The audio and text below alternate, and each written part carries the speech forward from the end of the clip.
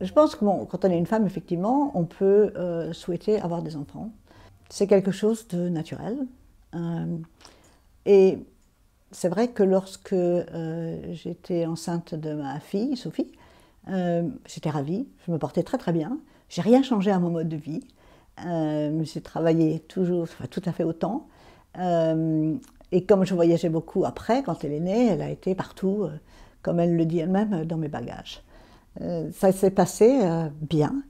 L'erreur que j'ai faite, c'est après la naissance de Sophie, de ne pas m'être reposée suffisamment.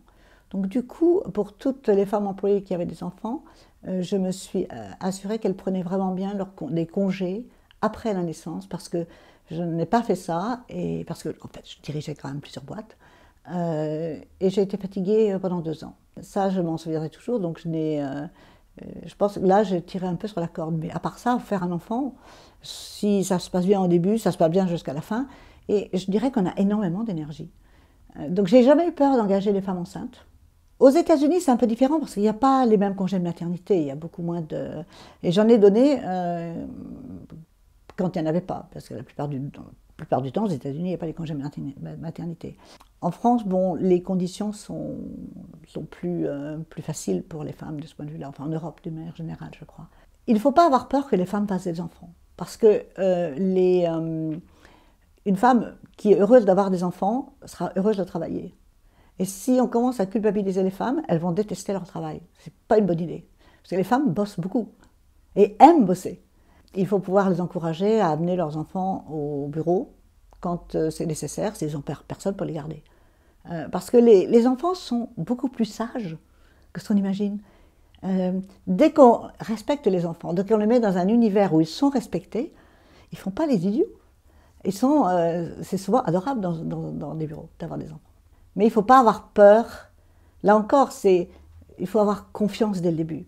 Il ne faut pas, si une maman a besoin de rester chez elle et bosser de chez elle parce qu'elle a un enfant malade, c'est pas la mer à boire, c'est pas un problème.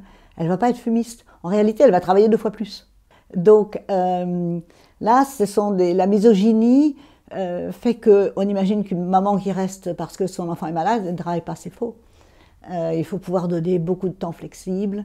Heureusement, la bonne chose dans le Covid, les gens se sont aperçus que les gens bossaient de chez eux.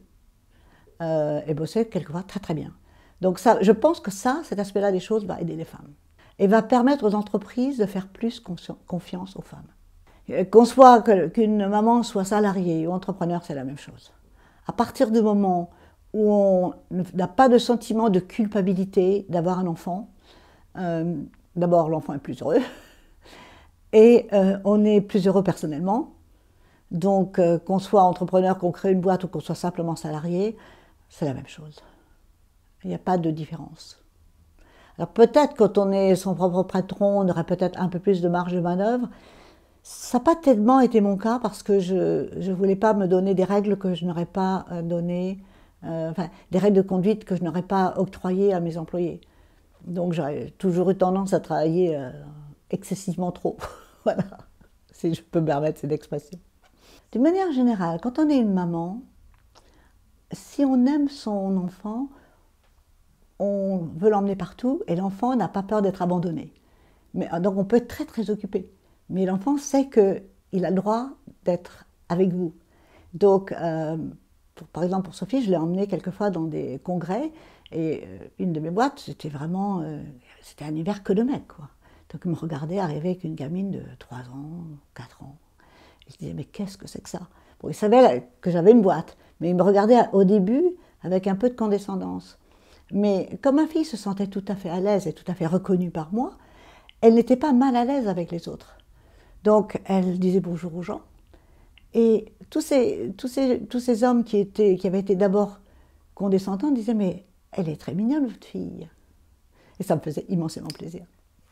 Là où il faudra une nette évolution dans la perception de la femme, c'est comprendre que les femmes ont en général une carrière beaucoup plus entrecoupée. Donc elles font une chose à un moment, après elles ont un enfant, peut-être qu'elles changent de boulot, elles veulent s'occuper de leurs enfants, elles font un autre boulot, et donc le profil de carrière n'est pas continu. Ça, c'est difficile pour les femmes. Et c'est difficile parce que l'idéologie, quand on recrute, c'est de recruter sur l'expérience et la continuité de l'expérience. Ce qui est un mauvais critère de recrutement.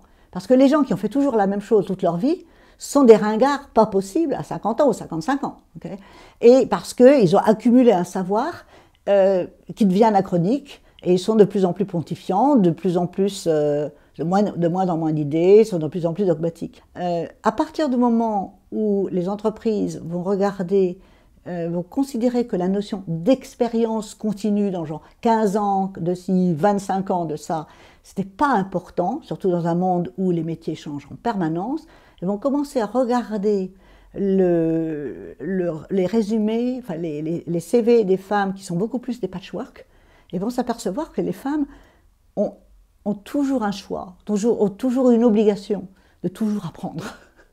Donc, les femmes ont une capacité d'apprentissage vérifiée et vérifiable. Donc, engagez les femmes.